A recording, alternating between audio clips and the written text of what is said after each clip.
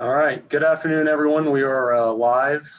Thanks, everyone, for tuning in and anyone who sees this at a later date. My name is BJ Kilgore. I am an attorney in the Trust and Estates practice group here at the Van Winkle Law Firm. I'm joined today by Brian Lawler, who is also in the Trust and Estates group and has a even more particular area of focus on things like elder law and special needs planning. This is the 8th, I believe, in a series of events that our group is putting on a wide variety of topics surrounding around estate planning, estate administration, and some of those other related areas. Today, we are talking about special needs planning, and in particular, planning for individuals with special needs, perhaps children or loved one, and how to protect those individuals who have special needs. And before we get too far into that, I think it's important that we define special needs. And for that, I guess I'll just turn it over to Brian and ask, what do we mean when we're talking about planning? So thanks. Go ahead. Yeah, no, thank you, BJ. I appreciate that. And I do need to make a quick point before we get started that this is, I wouldn't be a good lawyer if I didn't add a disclaimer to the presentation. So this presentation today is just about general North Carolina law. It is based on our own experiences and practices, but it's not legal advice. It should not be taken as legal advice or as a recommendation for any particular situation that you may have out there. You should definitely always talk to an attorney about your specific circumstances before relying on broad general information like we're providing today.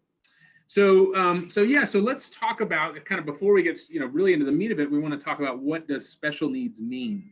I think it's the common understanding of that term is most often related to a person with some form of intellectual or developmental or physical impairment. And while that remains true and is definitely part of the definition, I think for our purposes and in estate planning, special needs and what we mean by special needs really takes on a broader meaning. So I looked it up in the dictionary, and Webster's defines special needs as any of the various challenges, whether it be physical, emotional, behavioral, or learning disability or impairment, that causes an individual to require additional or specialized services or accommodations, such as education or recreation. And I like that definition because it's much more encompassing than simply saying someone with an intellectual disability. But frankly, I think I would take it even a step further. So what do we might mean by special needs then? So special needs in this context is going to take all the definitions that Webster's gave us, and I'm going to add to it that it's any person who may not necessarily need specialized services or accommodations, but may require specialized planning, tailored to fit their individual needs, largely based on the plan's goals and values of that person making that plan. And so that's a sort of a fancy big definition, but I want to give you some examples of where it might be something a little bit broader. So we have the classic examples of like a minor or adult child with intellectual or developmental disabilities that receives maybe some public benefits. And that's someone that's going to be kind of encompassed in the traditional sense of special needs planning. But you might also have an adult, maybe it's an adult child or grandchild who has a mental health illness, which results in challenges with them handling assets or handling their own care needs. And they may not necessarily have specialized services or accommodations that are provided to them in the public space, but they still have kind of their own specialized needs, and they need a plan, or you need a plan for them that's going to really be tailored to what your goals are for that particular person. Maybe you have a young adult that struggles with addiction, and you're afraid to pass on any substantial or significant assets to them out of sort of a fear of it going to some less than ideal use or purpose. Maybe you have an elderly parent or a spouse who is facing the possibility of needing some long-term care in a nursing home. And again, that might be a circumstances where special needs planning comes into play. Maybe you have a child who suffered a catastrophic injury, physical injury, and is likely to need some additional supports throughout their life. So you can see that special needs planning really does take on a very broad base or broad definition, and it can mean a lot of different things beyond sort of what we traditionally believe special needs planning to be. So I'm going to kind of kick it back to BJ and ask you, BJ, why is it important to consider special needs planning when we develop an estate plan? And then what are some of the things that folks out there really should be thinking about when they're making a plan? Yeah, so thanks, Brian. So now that we, kind of have a little bit of understanding of exactly what it is or what type of planning that we're talking about, I'm going to speak to why that's important. It may be self-evident after some of the examples that Brian gave, but I'll talk to that a little bit. Exactly who we're doing this planning for, what's involved in the planning process, who's involved in the planning process, and what type of documents that we're often using during that time period. And I think, as a result of that conversation and some of those questions, you'll start to see how and why special needs planning is a little bit different from your traditional type of estate planning. And also why it's important to have advisors, not just an attorney, but advisors, financial advisors and others who are well-versed in some of these matters, because it is a tricky area. But the first part of that is why this is so important. And I think you could rattle off a lot of reasons. I've tried to condense them down a bit, but the first and foremost in my mind is special needs planning allows you to provide a mechanism of support, financial support and security to an individual who has special needs, while at the same time, in many cases, preserving their access to other means of support like government benefits. Medicaid is an example of that. And oftentimes, as part of that process, you're using something like a special needs trust, which can serve as a source of supplemental support for that individual to pay for expenses that those benefits might not cover. Another reason why this becomes so important, kind of in the pre-planning stages and starting early, I guess I would say is better than scrambling late, is that you can provide a system of support that provides for caretaking, housing, educational needs, medical needs, and other needs that the individual who has special needs might have throughout his or her lifetime. That often involves some type of team approach where you're getting a group of people, individuals, advisors together and on the same page so that they can essentially serve as a collective group of support and advocacy during that individual's lifetime. Also, very important to discuss this and to engage in special needs planning, frankly and unfortunately, so that you can sometimes protect that individual from his or her own bad financial decisions, or protect that individual from somebody who might be trying to take advantage of them. That often looks like having or designating somebody to essentially manage the purse strings. Oftentimes that involves a trust, maybe a power of attorney, but somebody who can determine what expenses need to be paid, how to pay those expenses, whether those should be paid directly to a provider or not, and maybe most importantly, say no. Sometimes say no when there's an expense that should not be paid. And then, kind of coinciding with those, I think if you're engaging in this planning, what you are doing is minimizing the risk of confusion down the road inside the family. You are minimizing the risk that you're going to have to run around and engage in some type of scramble after something has already gone wrong, which could be costly, time consuming, and create more confusion. And likewise, you're preventing the likelihood of some family infighting that might occur because this is a potentially stressful time. Doing all of those things is important, and it will also help you to preserve what assets there are, whether those are the assets for the individual who has special needs, whether those might be the parent's assets. And ultimately, that means you're preserving assets for everyone involved, including potential other heirs or beneficiaries of the individual who's engaging in the planning, which kind of leads to another discussion, which is who exactly are we meeting with and who exactly are we talking to when we are doing this planning? I mean, obviously, I think the primary beneficiary of this planning is the person who has special needs, but oftentimes that's not the person that we're sitting across the table from. They may not be capable of sitting across the table from us and having that conversation. So it could be a parent or another loved one that we're having these discussions with. And those types of communications often look like, crafting their own estate plan, whether that's a will or a revocable trust, documents that primarily serve the role of transferring assets from one person or one generation to another, and how to craft those. And in the special needs context, that might be including a testamentary special needs trust that is funded after death of the individual who put that plan in place. Brian will talk about that a little bit later. It also might mean potentially putting together what's known as an irrevocable third-party special needs trust and funding that during the lifetime of the parent, for example. It could also be putting together a power of attorney that provides gifting powers and also some sort of a caretaking plan that is in place so that there is not a fall off or a failure to provide for what happens when an individual who has been serving in a caretaking capacity is no longer able to serve in that role for the individual who has special needs. It could also be, of course, if the individual with special needs does have the capacity to do so, sitting across the table with them and putting some of these same documents together, a power of attorney, perhaps a special needs trust called a first party special needs trust that Brian will touch on as well. And in this whole process, I think one of the key things to be aware of, and perhaps one of the key things that might slightly differentiate this from traditional estate planning, is who is involved.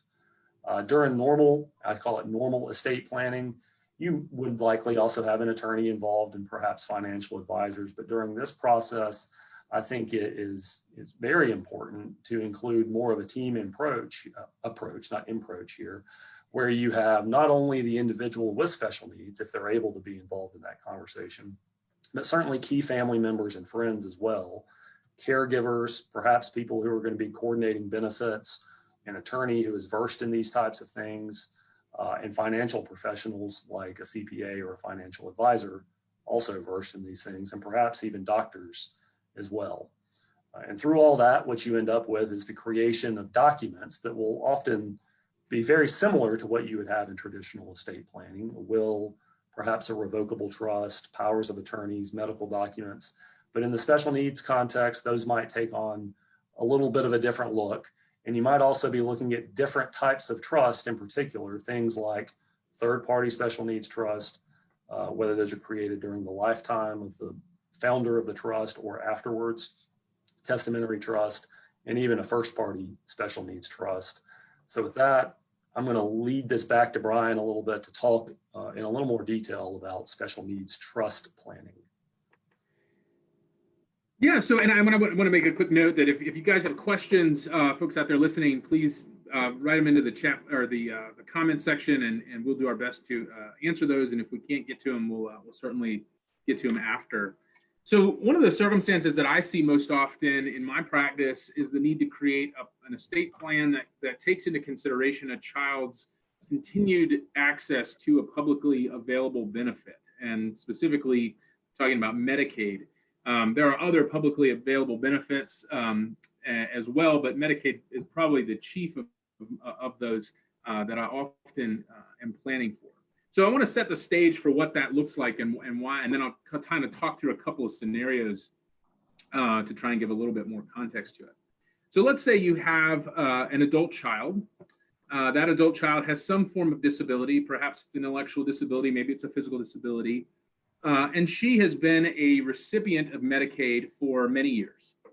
Medicaid provides her with the essential health care and other therapeutic needs that she has, and that she needs in order to live a mostly independent and very enriched life. So she gets a lot of services. Maybe it's medical services, maybe it's psychological or psychiatric services, maybe it's therapeutic services, occupational therapy, vocational therapy, all the various things that a person that may need in order to live a more independent and enriched life.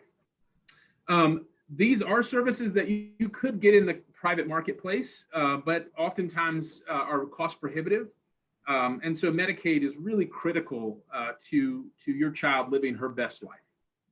So you may or may not know this, but Medicaid is what's considered an asset-based program, meaning that your eligibility for Medicaid is largely dependent on what your assets are.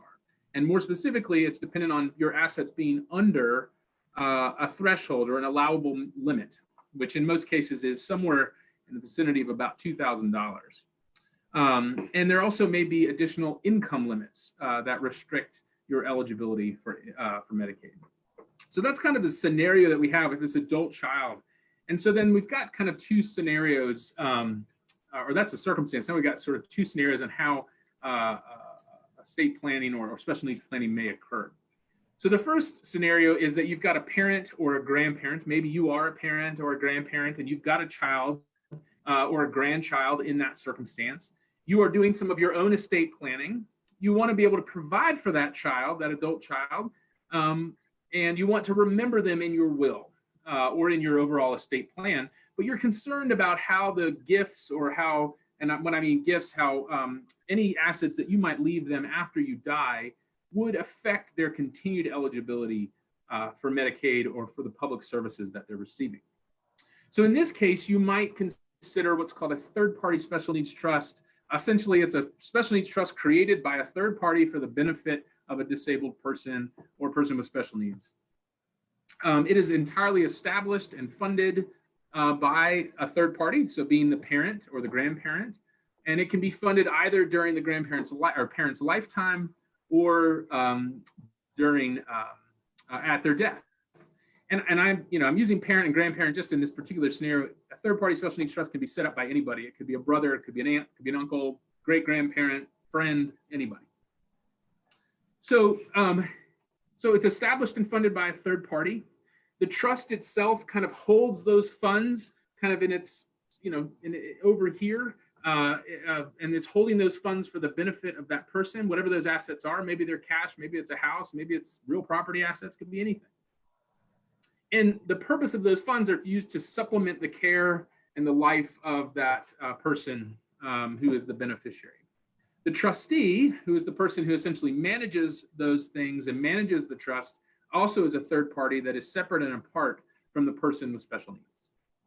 So that's one type. The other type, and maybe another scenario, that kind of an added element to this, is let's say our lady with special needs got into a car accident. She was in the car with someone else. There was a bad car accident and she was injured. And maybe perhaps she was even injured significantly. And perhaps there was a lawsuit that generated a settlement, or maybe just the insurance company opted to settle with her. And that person with special needs is now set to receive a substantial lump sum of money. And it could be any reason that she gets a lump sum of money. I'm just, of course, using a car accident as an example. So in this case, we would consider what's called a first-party special needs trust. That is the person with special needs establishing their own trust where they can divert assets that otherwise would render them ineligible, and those assets can be held for their benefit while still maintaining their overall eligibility. So in this scenario, our lady with special needs gives up control of the money. She places it into a trust, and that trust is then managed by a third party, someone who has complete discretion over how that money is used and how it's spent. But the trust is for her own benefit. And again, the trustee, like I said, is a third party. It can't be her. And so the result of that then is that the money is protected. It does not interfere with her continued eligibility for Medicaid. And I should say, caveat, as long as the trustee does their job.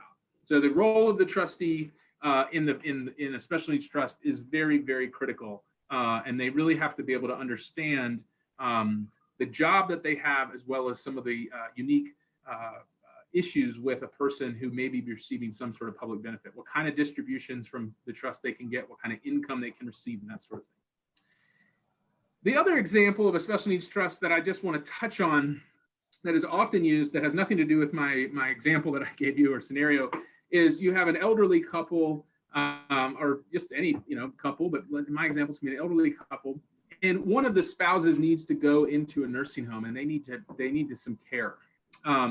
And they can't afford to pay for it privately. Nursing homes are, in this area, can be $10,000 to $12,000 a month.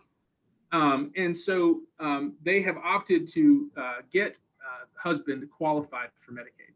But mom, female, wife is staying home, and she's perfectly well and is staying home in her own home.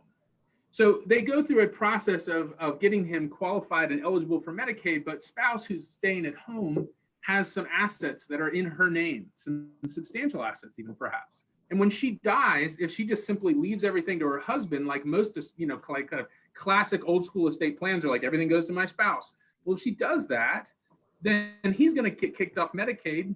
He's going to lose the services that he's getting. and he's going to have to be able to pay for it privately. And that may be a huge disruption to him, to his care, and to your overall testamentary plan, or the plan that you have for what happens to your stuff after you go. So in that case, there may be what's called a testamentary special needs trust. That's a trust that is created by the words of the will of the person who died. And it is a type of trust that is used to protect the assets that person who has passed away is passing to their spouse, but that, again, it doesn't disrupt the spouse's ongoing eligibility for whatever publicly available benefit that they're getting.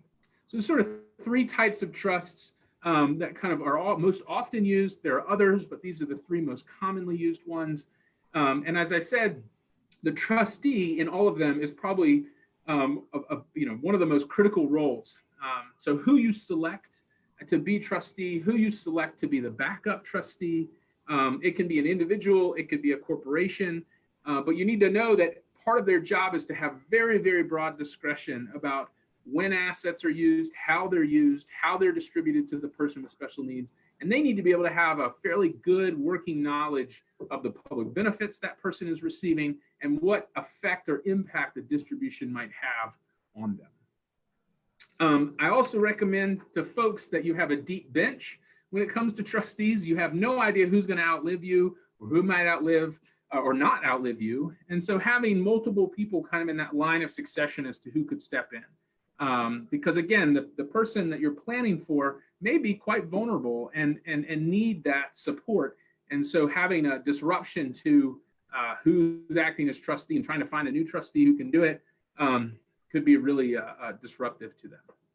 So that's the specific types of sort of trust that we have, but there are other documents as well that are sort of support special needs planning. And so BJ, if you'll tell us a little bit more kind of about some of those more traditional estate planning documents and how they go about supporting that special needs plan.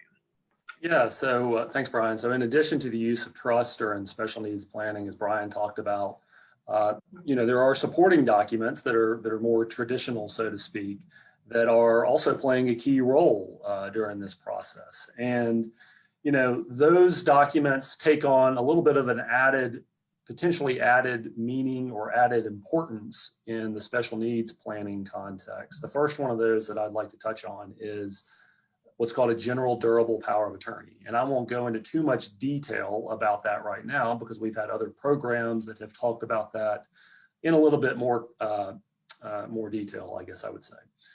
But in the special needs context, I think it's important to know that that is a document where an individual creates the general power of attorney and designates an agent. And I would say, like Brian said, it's important to have a deep bench there, one or more agents to serve on his or her behalf. And essentially, the idea is that person who has been designated has the ability to step in to the individual's shoes and make decisions on their behalf, manage their assets, manage their property, manage their day-to-day affairs, things like paying bills, filing taxes, and dealing with third parties on their behalf. For special needs purposes, I think it's really important to know that the use of a general power of attorney can perhaps I should say, avoid a guardianship. Guardianship is a court proceeding. It's a public matter. It can be costly. It can be time consuming at times. But if you have a general power of attorney in place and have designated an agent, that agent can perform most of the role that a guardian would. And it has the added benefit that the individual with special needs has had the ability to appoint exactly who they want to serve in that role. One of the other contexts where it's very important to have a general power of attorney is in the inclusion of gifting provisions within that document. And I'll talk about that in sort of two different spaces. The first is the example of us working with an individual who has special needs and who is looking ahead and thinking that perhaps he or she is going to need to transfer their assets out of their name, perhaps to a trust, maybe to another individual, in order to qualify for something like a means-tested government benefit program like Medicaid. So in that scenario, the power of attorney might have language that would allow the agent who was designated at that point to move assets in order to qualify. The other space where that occurs is when we're working with a parent, perhaps, and it could be anybody, but we use the parent as the example, who has a history of supporting financially their child that has special needs. And in that context, you would likely want to include gifting provisions within the parent's general power of attorney for whenever that parent is unable to manage their own financial affairs. The designated agent can step in and continue that pattern of support or giving that was already occurring, or take it up if it needs to happen when it hasn't happened in the past. As Brian mentioned, similar to the role of a trustee, probably the most important thing that you are determining in the creation of a general power of attorney is who the agent is. That person, a lot of the time, is going to have a large amount of discretion, depending on exactly what you've put in the document. So in addition to the general power of attorney, there's several other medical documents that play an important role here as well. Touch on those briefly. The first is the healthcare power of attorney. Similar concept to the general power of attorney. You are designating somebody and then perhaps individuals after that to step into your shoes and make medical decisions on your behalf and communicate with your medical providers and give them the instructions that they think you would have wanted to give them if you were able to. Takes on an added meaning here because of some of the nuance and some of the complexity that might be involved with an individual who has special needs. In addition to the healthcare power of attorney, there's also a living will. A living will is a document that allows an individual to specify their desire in the context of an end-of-life scenario in terms of whether they are going to receive or have withheld life support and life prolonging measures. There's also what's called a HIPAA release form, which is simply a document. You've probably signed those at your doctor's office before, that authorizes the release of your private medical records to other individuals. And that might be pretty important here if you have a team of people who are trying to make decisions on behalf of the individual who has special needs.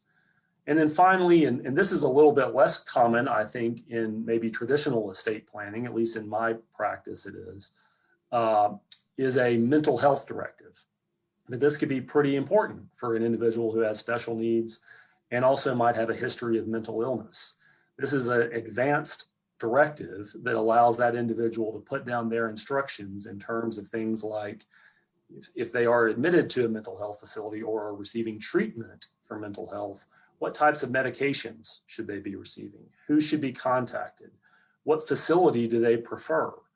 What type of treatment has worked in the past and would they like to have performed again?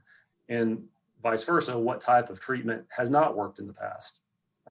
Not allowing things like, it's called ECT, shot treatment. Sometimes people absolutely don't want that, and they would have the ability to specify that desire in one of these mental health directives. That's a quick overview of, some of the supporting documents in addition to trust planning that go into special needs planning. I can see that we're almost out of time. Brian, is there anything that you wanted to add at the end of this? Or? No, I think the only thing I'll add is kind of a plug for the next session. So the next session is on Tuesday, October 27th. We're going to be talking about guardianships and alternative to guardianships. The only other sort of last point in the special needs section was going to be about guardianships and sort of making, the point that when you have a child with special needs, if maybe you've been their guardian, maybe you're their legal guardian, and thinking ahead about who might be their legal guardian in the future, or if they might need a guardian because you've just always kind of done that job, but maybe after you're gone, they're going to need somebody a little more official. So it kind of gets into the next space, and we'll punt that over to our folks who are going to talk on Tuesday, and maybe they can touch on that as well. But thank you all so much for joining us. Again, if you have questions, please feel free to keep commenting. Certainly, you can comment after we've been live, and we'll do our best to respond to you. And so thank you all so much, and hope you have a great Thursday.